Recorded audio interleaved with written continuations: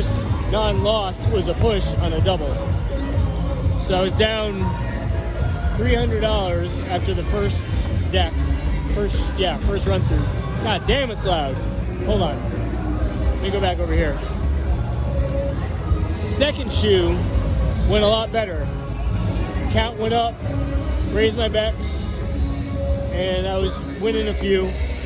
Count went super, super high. So I actually got up to $75 a hand. Let me go in here. I didn't play in here, but let me go in here. So the count went super high, and I went to $75 a hand because I definitely was not going to split to go to 1 to 2 hands because that would just get too much attention, and I didn't want to get booted, so I'm still a little sensitive about that. So I raised it to 75, went pretty well. I won most of them and got a bunch of money back, and then the last hand I had an ace-6 against a dealer 2, and the true count was probably, I don't know, like 6. Like the running count was something stupid, like 11 or 12 or I don't know.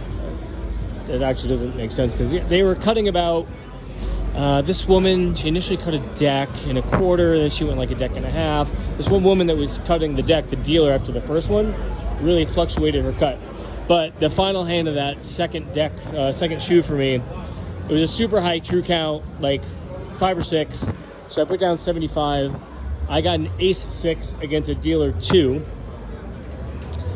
And so I doubled. So I had $150 down. And I can't remember what, oh, the dealer had like 2, 6, like 5, and then like ace, 2, ace, like super small cards were coming. And I could have sworn the dealer was gonna pull a 21 out of her 2, which I would have been mildly surprised at super high count. So dealer wound up with a 17. I had an ace-6, flipped the card. I had the 4, so I doubled down, got a 21, and so I won 150. That hand right there, and that's pretty much what got me up. Then I kind of treaded water back and forth, stayed even. After winning that hand, they got me up maybe like $50 after I was down 300. So that was a good like $350 swing right there, which is great at one shoe because things can go really fast either way, up or down in double deck, which is a pro if you're winning, it's a con if you're losing, obviously. Then, yeah, kind of more or less stayed even.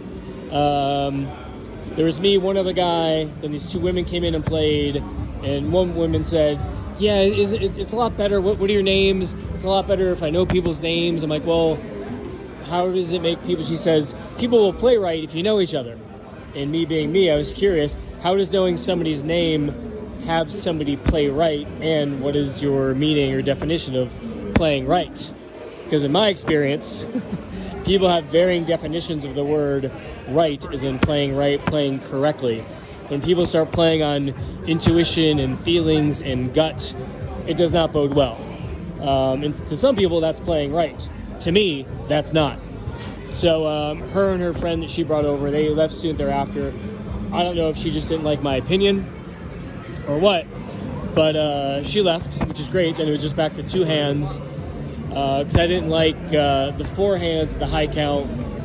It seems to me that if there's too many hands and the count's high, if it's not the dealer, somebody else is going to get the good hands, and I'll be the odd one out.